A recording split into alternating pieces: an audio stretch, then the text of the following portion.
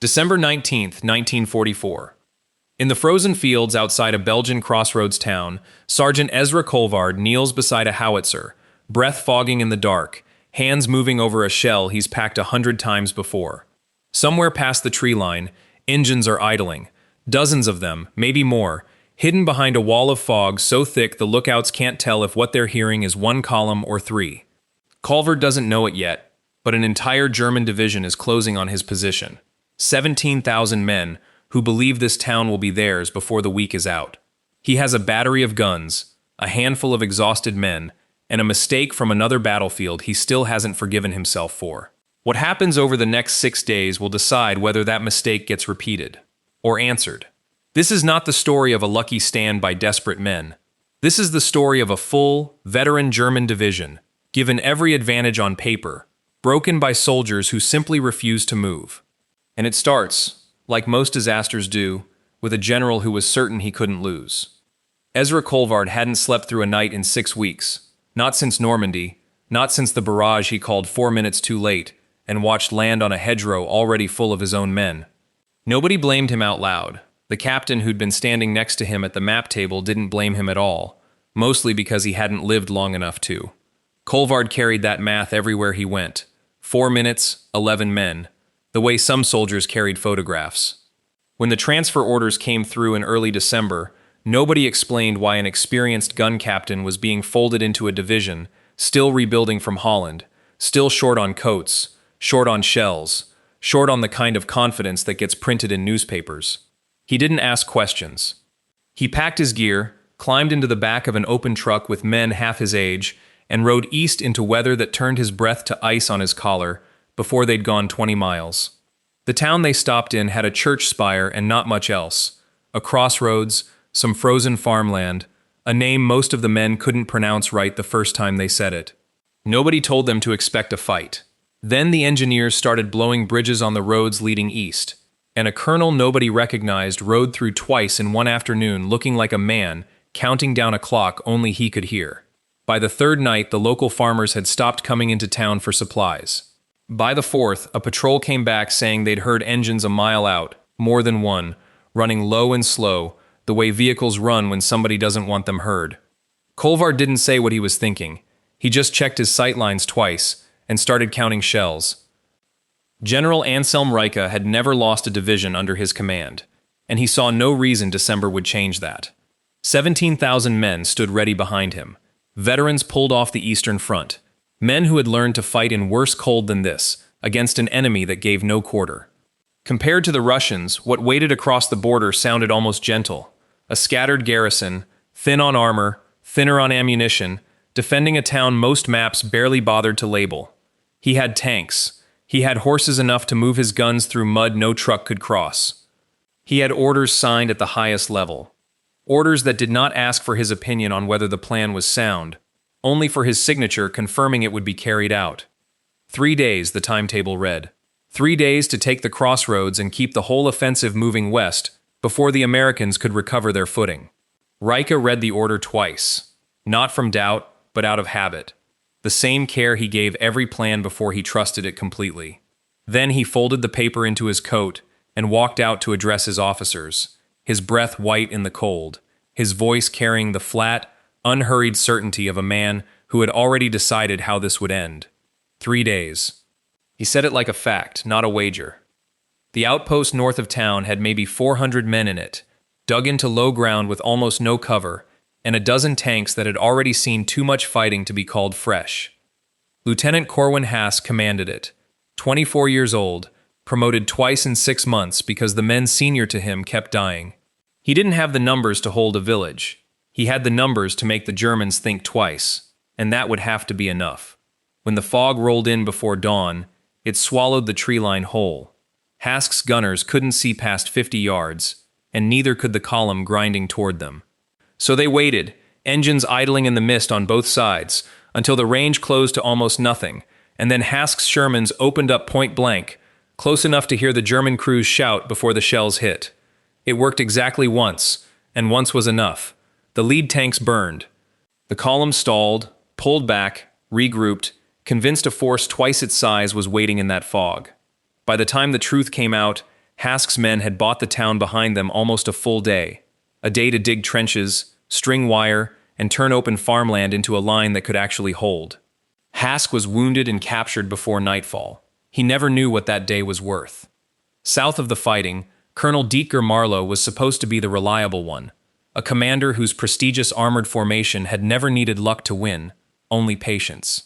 So when scouts warned him the main road ahead might be watched, he did what patience taught him to do. He turned his column onto a narrow secondary track instead, unwilling to risk his tanks on a road he couldn't see the end of. It cost him the whole day. Mud swallowed his lead vehicles to the axle. Bridges meant for farm carts groaned under armor they were never built to carry. By the time his forward elements finally reached the approach to town, the defenders who should have still been scrambling into position had had a full day to dig in, wire their lines, and range their guns on exactly the ground he now had to cross.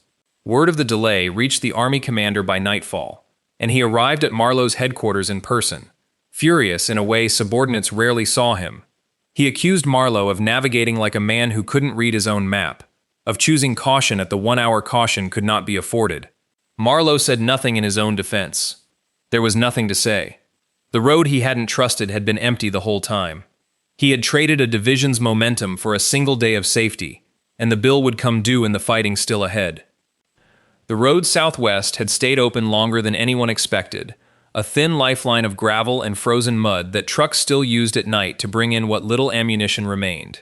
Kolvard had watched it on the map for 2 days, the way a man watches a door he knows is closing. On the 5th morning, it closed for good.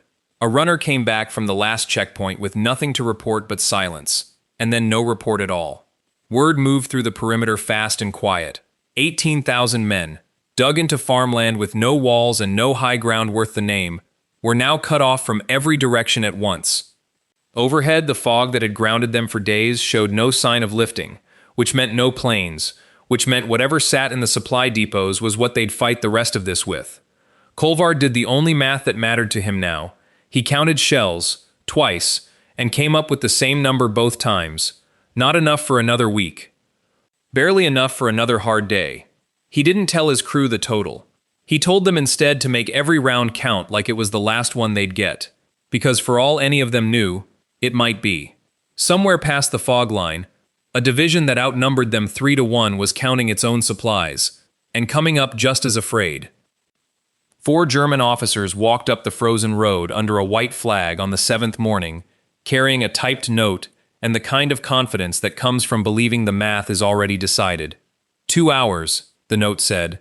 Surrender within 2 hours, or the town and everyone in it would be destroyed by artillery, already ranged and waiting. The note made its way back through the lines to the American command post, where it landed on a desk in front of a man who read it once, then read it again, not because he'd missed something, but because he wanted to be sure he wasn't misunderstanding the arrogance of it. He laughed, a short, genuine laugh, the first anyone had heard from him in days, and said the only thing that felt honest enough to put in writing. His staff asked what he wanted them to send back. He told them that was the answer, word for word. When the German officers received the reply, they turned it over in their hands like it might mean something in translation they weren't seeing. One of them finally asked what it meant. When it was explained to him, plainly, without embellishment, he went quiet for a moment, then said the answer was, in essence, not affirmative. Nothing more needed saying after that. Both sides understood exactly what came next, and neither side expected it to be short. Cole did what the shelling couldn't. Men in Kolvard's battery had taken to moving their toes constantly through the night watch, a small, stupid-looking ritual that was the only thing keeping frostbite from turning boots into something a medic would have to cut off in the morning. Foxholes went barely a foot deep before hitting frozen rock, which meant no real cover, which meant the ground itself had become an enemy nobody could shoot back at. Kolvard rationed shells the way a man rations water in a desert, not by need, but by fear of what tomorrow might ask for. He had no way of knowing that past the fog line, German gun crews were doing the same math, firing single scattered rounds to make their batteries sound larger than they were, terrified their own commanders would learn how little was left. Reich's men had captured fuel enough to keep moving, but shells were running thin, and the roads bringing more forward were the same shattered single-lane tracks choking his own advance. 2 armies, dug in less than a mile apart, each one convinced the other still had plenty to spare. Every American barrage sounded to the Germans like proof of abundance. Every scattered German round sounded to the Americans like restraint, not desperation. Neither side knew the other was close to empty, and that ignorance, more than any order from above, was the only thing keeping both sides in the fight. The fog came back on Christmas morning, thin and patchy, just enough cover for 18 tanks and a few hundred infantry to cross open snowfields with their engines throttled low.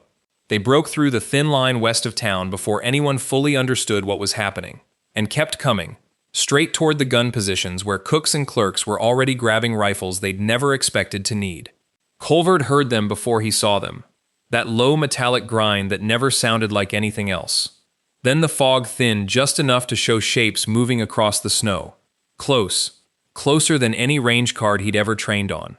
His crew looked at him. Somebody had to call it, and calling it wrong had already cost him 11 men once. He didn't hesitate this time. He gave the order the second the target was true, not a breath sooner, not a breath later, and the gun bucked back into the frozen ground. Down the line, tank destroyers and Shermans, held in reserve, opened up from 3 directions at once, catching the column in the open with nothing left to hide behind. Within 2 hours, more than half the tanks that broke through at dawn were burning in the snow. Colvard stood by his gun afterward, ears ringing, hands steady for the first time in 6 weeks. The math had finally come out right. The next morning, tanks came up the southern road that had been closed for 6 days, punching through the last thin ring the Germans had left to hold it. Word passed through the perimeter the way good news always did out there. Quietly at first, then all at once, men climbing out of foxholes just to see it was real. The siege was over. The fighting, everyone understood by then, was not. Reich's division never recovered what it lost that Christmas morning. What had marched in 3 days earlier as a full, confident force, limped back east in the weeks after, folded into efforts that failed the same way the first one had, bled down past the point of ever being what it was on paper again. The general who had spoken of 3 days like a fact never spoke of it again at all. Colvard stayed at his gun through the relief and the days after, filling out reports nobody would read closely, cleaning a breach that didn't need cleaning. He thought, more than once, about the 4 minutes in Normandy, the 11 men, the math he'd carried since. It didn't disappear, but it sat differently now, next to a morning when the numbers had gone the other way, when he'd called it in time and the men beside him had lived because of it. He never called it even. He just called it answered, and let that be enough.